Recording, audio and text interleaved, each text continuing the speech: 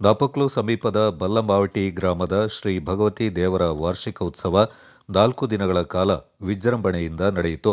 ಉತ್ಸವದ ಅಂಗವಾಗಿ ಎತ್ತು ಪೋರಾಟ, ತೆಂಗಿನಕಾಯಿಗೆ ಗುಂಡು ಹೊಡೆಯುವುದು, ದೇವರ ಜಳಕ, ಕಳಶ ಪೂಜೆ ವಿಜೃಂಭಣೆಯಿಂದ ನೆರವೇರಿತು.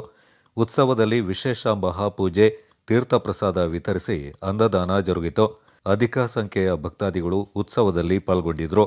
ಬುಧವಾರ ದೇವರ ಜಳಕದ ಬಳಿಕ ರಾತ್ರಿ ದೇವರ ನೃತ್ಯ ಬಲಿ ಜರುಗಿತು. ಹೆಚ್ಚಿನ ಸಂಖ್ಯೆಯಲ್ಲಿ ಗ್ರಾಮಸ್ಥರು ಪಾಲ್ಗೊಂಡಿದ್ದರು. ಗುರುವಾರ ಕಳಶ ಪೂಜೆಯೊಂದಿಗೆ ಉತ್ಸವಕ್ಕೆ ತೆರೆ ಎಳೆಯಲಾಯಿತು. ಈ ಸಂದರ್ಭ ದೇವಾಲಯದ ತಕ್ಕ ಮುಖ್ಯಸ್ಥರು, ಆಡಳಿತ ಮಂಡಳಿ ಅಧ್ಯಕ್ಷರು, ಸದಸ್ಯರು ಹಾಗೂ ಊರ ಪರವೂರ ಭಕ್ತಾದಿಗಳು ಪಾಲ್ಗೊಂಡಿದ್ದರು. ದುಗ್ಗಳ ಸದಾನಂದ, ದಾಪಕ್ಲು.